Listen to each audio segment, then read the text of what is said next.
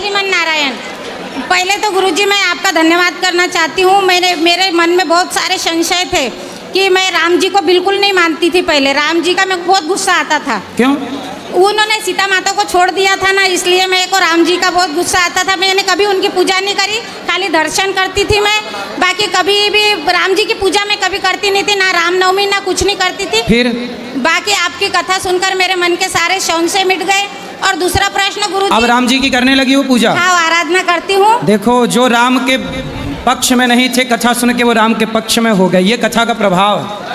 और गुरुजी, मेरा बचपन से, मैं चौथी में थी जब से मेरे मन में ये प्रश्न था कि हम बंदर की औलाद है। सुनते सुनते मैं पागल हो गई थी। मेरे को रोज यही समझ में नहीं आता था कि जब भगवान इतने बड़े हैं तो हम बंदर की औलाद कैसे हैं। मगर आपकी कृपा से ये भी संशय मिट गया कि हम संतों की संतान है। सुनकर मुझे बहुत अच्छा लगा, मेरा मन बहुत प्रसन्न हुआ और इसीलिए मैं आपका धन्यवाद करना चाहती हूँ। और मेरे प्रश्न, डार्विन की थ्योरी कहती है कि आप बंदर की संतान हैं, परंतु डार्विन की थ्योरी गलत है। हम भारत के लोग बंदर की औलाद नहीं, ऋषि मुनियों की संतान हैं, इसलिए हम लोगों का गोत्र होता है। डार्विन की थ्योरी सही नहीं है, ये वाली थ्योरी। गुरुजी, मेरा प्रश्न है, क्या देवी भागवत पढ़ते समय हमें 9 दिन में ही पूरी करना चाहिए? कितने भी दिन में कर लो। और दूसरा प्रश्न ये है कि जैसे भागवत पढ़ रहे तो क्या हमें ब्रह्मचर्य का पालन करना जरूरी है?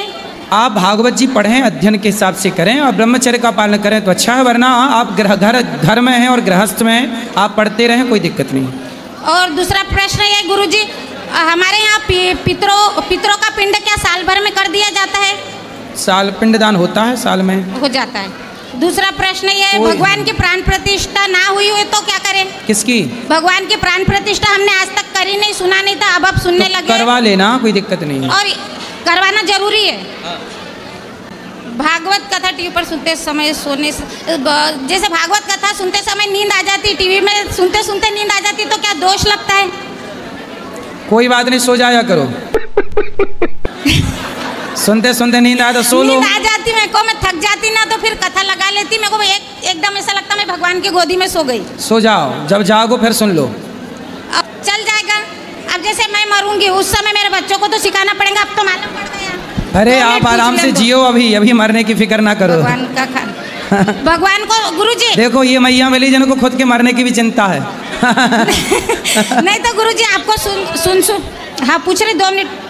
भगवान का खाना गुरुजी, जैसे बच्चों का स्कूल का टाइम हो जाता तो झटपट इधर बनाया डब्बा दे दिया, तो भगवान का खाना अलग कर सकते हैं? जो डब्बा दे तो भोग लगा के जरा से भगवान को दिखा के दे दो। कई बार ऐसा होता है पूजा बाद में करते हैं हम, कोई बात खाना जल्दी बना लेते हैं, कोई बात नहीं, ठीक है, अलग ठीक निकाल देते। एक प्रश्न हो रहे बस, ठीक है गुरुजी, जैसे आप बोलते हो कि पर जाति में विवाह नहीं करना चाहिए, तो ये भगवान जी के जो पोते हैं, जो आपका नाम है, तो उन्होंने राक्षस की बेटी से विवाह करा। कौन सी राक्षस? बाणासुर। बाणासुर, वो तो अलग ही हो गए ना। नहीं, बाणासुर देखो वो दूसरे दिन राक्षस नहीं है। हाँ। अभी बात करेंगे। राधे राधे गुरुजी जी। आपको पहली बार टीवी पे लॉकडाउन में देखा था और मतलब तब से कथा सुननी शुरू की थी, और आज आपको देखा तो लग रहा है कृष्ण जी को देखा। मेरे पास कोई क्वेश्चन नहीं है, बस आपको राधे राधे बोलना है। सबको राधे राधे। अब जिनको मिलना है आप सब ऊपर चलो, ऊपर मिलेंगे आप सबको।